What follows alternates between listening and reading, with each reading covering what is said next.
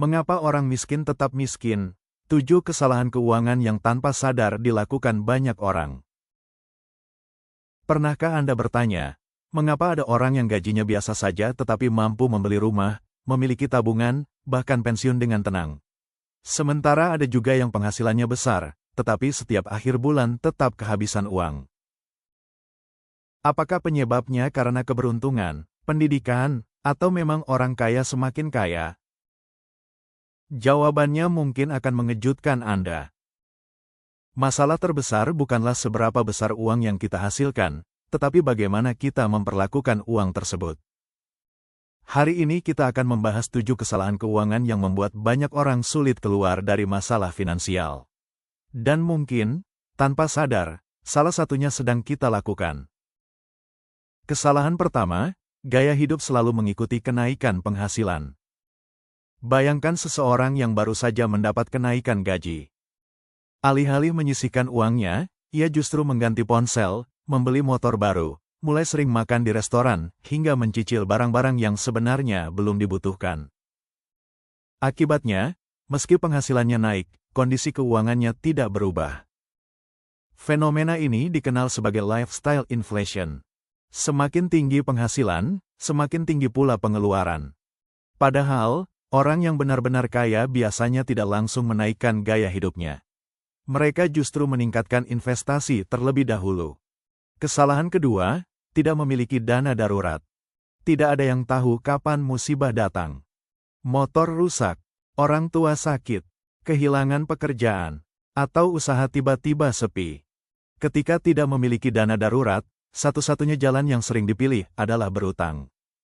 Padahal utang baru hanya akan memperbesar masalah lama.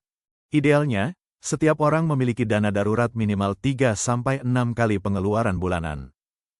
Dana ini bukan untuk liburan, bukan untuk membeli gadget baru, tetapi hanya digunakan saat keadaan benar-benar mendesak. Kesalahan ketiga, terlalu banyak utang konsumtif. Banyak orang membeli barang yang sebenarnya tidak mampu mereka beli. Mereka hanya mampu membayar cicilannya. Mobil dicicil. Ponsel dicicil, perabot rumah dicicil, bahkan liburan pun dicicil.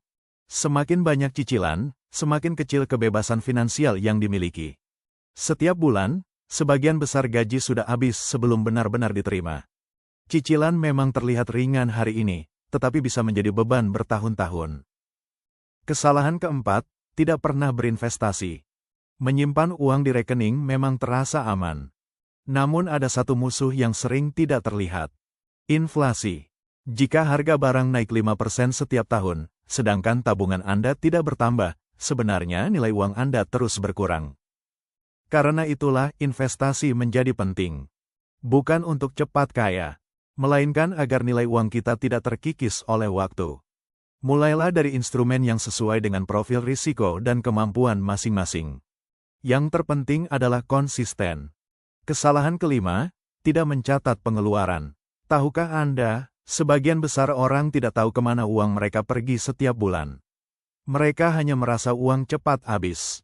Padahal jika dicatat, seringkali pengeluaran kecil justru menjadi penyebab utama. Kopi, jajan, belanja online, langganan aplikasi yang tidak pernah dipakai.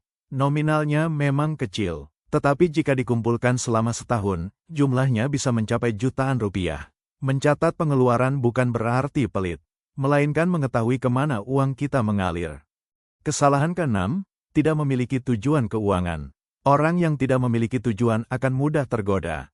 Hari ini ingin membeli motor, besok ingin membeli ponsel, lusa ingin liburan. Semua terlihat penting, padahal sebenarnya tidak. Buatlah tujuan yang jelas. Misalnya memiliki dana pendidikan anak, membeli rumah tanpa terbebani utang besar, atau pensiun dengan nyaman. Ketika tujuan sudah jelas, keputusan finansial akan menjadi jauh lebih mudah.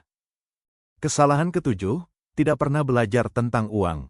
Ironisnya, kita belajar matematika bertahun-tahun di sekolah, tetapi hampir tidak pernah diajarkan cara mengatur keuangan. Padahal setiap hari kita berhubungan dengan uang.